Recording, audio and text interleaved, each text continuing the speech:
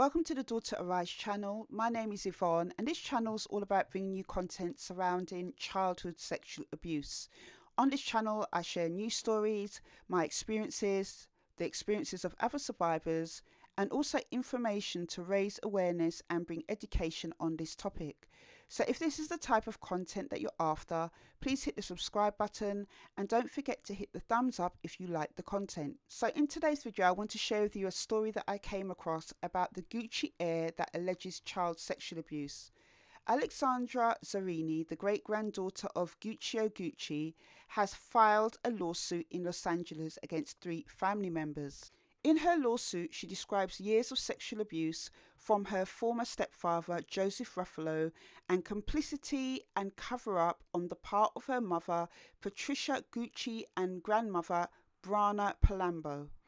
According to the court documents, Mr. Ruffalo, a music manager who worked with Prince and Earth, Wind & Fire, began abusing Miss Zarini when she was about 6 years old and continued until she was about 22 years old. In her lawsuit, she describes him regularly climbing naked into bed with her when she was a child and teenager and fondling her breasts and genitals, flashing his genitals at her and rubbing his private parts against her body. The lawsuit also claims that her mother, Patricia Gucci, and grandmother knew of the abuse for years and that her mother not only helped groom her for Mr. Ruffalo's advances by allowing him to videotape her naked in the bath, but also regularly hit her.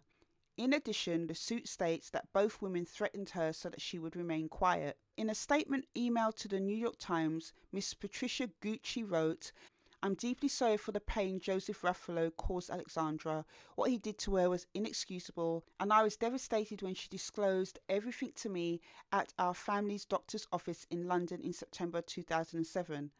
I immediately initiated divorce proceedings against Mr. Ruffalo and set about healing my family through counselling.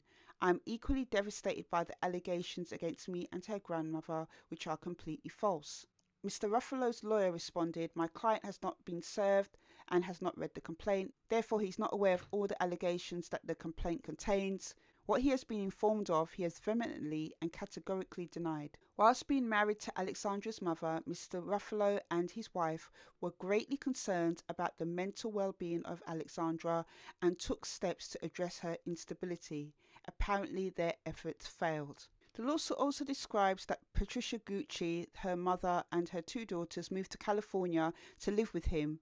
They later married and had a child, though according to Miss Zarini, he had already begun abusing her. In the lawsuit, Miss Zarini said that when she had nightmares as a child, she climbed into bed with her mother, but Mr. Ruffalo would be there naked, and she would wake up to find her hand on his private parts. She says as she got older, Mr. Ruffalo's behaviour began to escalate.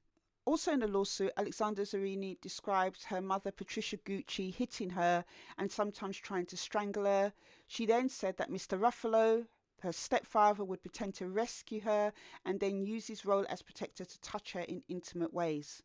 According to the filing, she also shared that when she was about 16 years old, her grandmother asked if her stepfather was molesting her. When she confirmed that he was, her grandmother told her to keep it secret and not tell anyone about the assaults. Alexandra Zarini later attended a rehabilitation centre at the instigation of her mother and therefore worked with therapists who she said helped her to come to terms with what happened to her. On a Zoom call as part of the hearing, Alexandra Zarini said 2 incidents and a change in the law led her to decide to move forward with a suit, despite more than a decade having elapsed. First, the birth of her child 4 years ago, and second, discovering that Mr. Ruffalo was volunteering at a children's hospital in Los Angeles. Alexandra Zarini has experienced quite a few threats from her family in regards to going forward with this, and she has said that they wanted to try and avoid it at all costs because of how they would be perceived and what scandal would do to tarnish the Gucci name, potentially costing them millions. Alexandra has also said that she expects her family to attack her character. When she first raised the possibility of going public in her 20s, she recalled her mother's reaction was along the lines of the shame on the family, the scandal.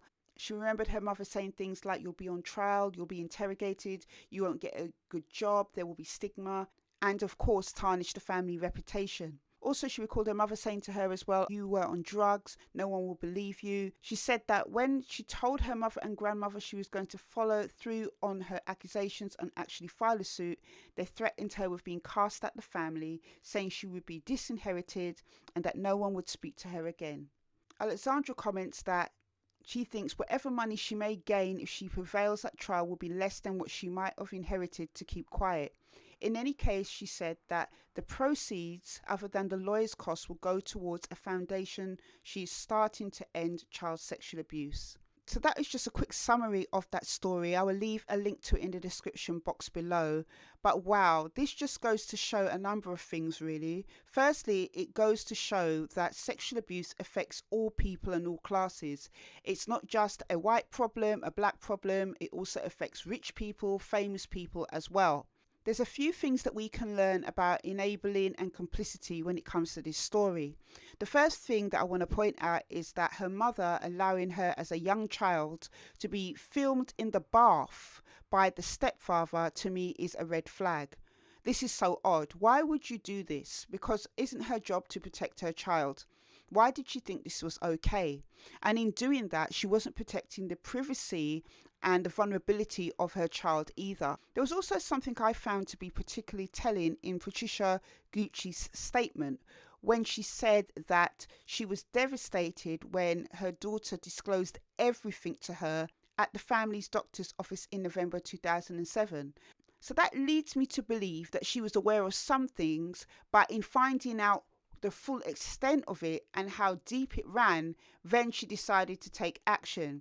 Obviously, she said that she immediately initiated the divorce proceedings, but I'm left wondering about how much she did know. In regards to Mr. Ruffalo's statement, it again just reminds me of the classic blame game that paedophiles and perpetrators play when it comes to owning up about their abuse. It puts the blame on Alexandra by questioning her mental well-being and also trying to imply that she was unstable, and also showing that he is bringing the mother, his ex-wife, into it by saying that, she was aware of all of this going on. Perpetrators of sexual abuse, if they can't cast doubt on the victim's mental health, they will try to do it on their character. A big factor in why the mother and grandmother could have kept quiet about the abuse could well have been because of the family name.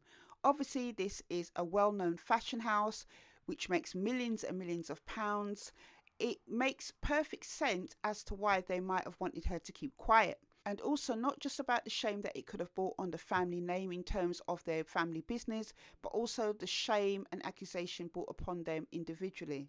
Two of the most common motivators I have seen for survivors to come forward to disclose child sexual abuse are to do with things like having a child and also finding out that the perpetrator of their abuse is in contact with children. This is something that I've seen in news stories. This is something that I have seen in personal stories to do with survivors I have supported on Daughter Arise. These two things often trigger the survivor into action. As I mentioned in the Katie and Nelson video about paedophiles, they don't just change their behaviour, because in changing their behaviour, at the very least, they have to admit they have a problem and that they have sexually abused kids.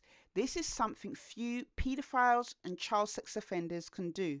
So how her family were complicit in her abuse is that they made threats towards her to keep quiet, allowing her as a 6-year-old child to be video filmed in a bath by her stepfather, putting her in vulnerable situations with the perpetrator, being told by the grandmother to keep quiet about the assaults. And what you have to remember here, as a 16-year-old girl, Alexandra was asked by her grandmother if she was being sexually abused. So the grandmother must have had some type of idea of what was going on. And I just want to finish this story by saying this. I've said it before, that I believe anybody who is found to be complicit in sexual abuse should also face punishment by the law. I hope that Alexandra Zarini is successful in her lawsuit, and I pray in some way it can go on to be some type of closure to this episode in her life. She does seem like a very brave lady to go forward and openly disclose against such a well-known family, and I pray going forward that it will encourage others to do the same.